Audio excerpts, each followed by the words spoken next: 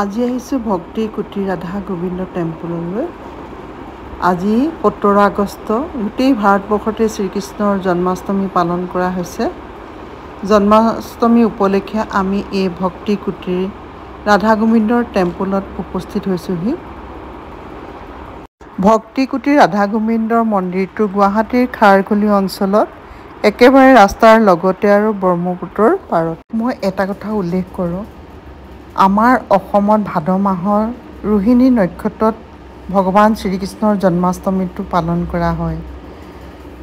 যিহেতু ভগৱান শ্ৰীকৃষ্ণ মথুৰাত জন্মগ্ৰহণ কৰিছিল, গতিকে গোটেই ভাৰতবৰ্ষতে একেটা দিনতেই ভগৱান শ্ৰীকৃষ্ণৰ জন্মাষ্টমীটো পালন কৰিব লাগে বুলি ভাবোঁ। আপোনালোক কোনোবাই যদি সবিশেষ জানে কিয় তেনেকৈ পালন কৰা নহয় আমাৰ অসমত, সেই কথা কমেণ্ট বক্সত লিখি জনাবচোন।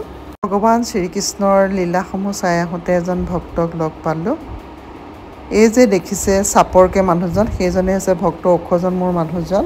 তেওঁলোক দুইজনে আছাম ইঞ্জিনিয়াৰিঙত পঢ়িছিল আৰু মোৰ মিষ্টাৰতকৈ এটা বেষ্টৰ পিছৰ আছিলে ভক্তজন। ভগৱান শ্ৰীকৃষ্ণৰ জন্ম হোৱাৰ পিছতেই বসুদেৱে মামা কংসৰ ভয়ে যমুনা পাৰ হৈ গকুলত নন্দৰজাৰ ঘৰত থৈ নন্দৰজাৰ প্ৰতি যোগমায়াক লৈ আহিছিল।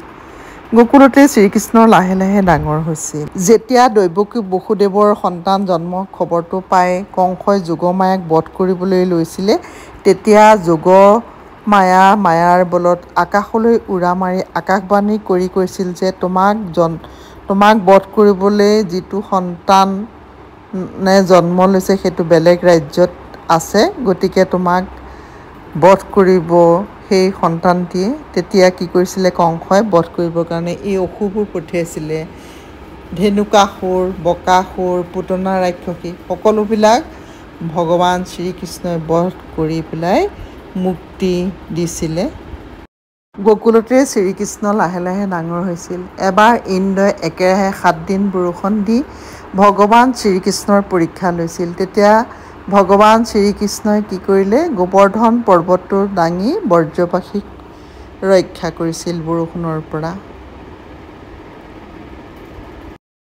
ভগৱান শ্ৰীকৃষ্ণৰ ঐশ্বৰিক শক্তি সকলোবিলাক চাই আমি এতিয়া আগবাঢ়িছোঁ আৰতি কৰা ঠাইখিনিলৈ। ইয়াত অনবৰতে এটা গান লগাই থোৱা আছিল আৰু ভক্তবৃন্দই সেই গানটোৱেই গাই আছিল, হৰে কৃষ্ণ হৰে কৃষ্ণ।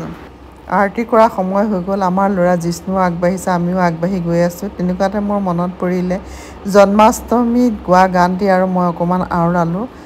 আজি ৰাতি শিলাব ৰখিলে নুশুনি পজাৰে মাত, পালি পহৰীয়া সবে নিন্দা গৰিলে উপজিলে জগন্নাথ।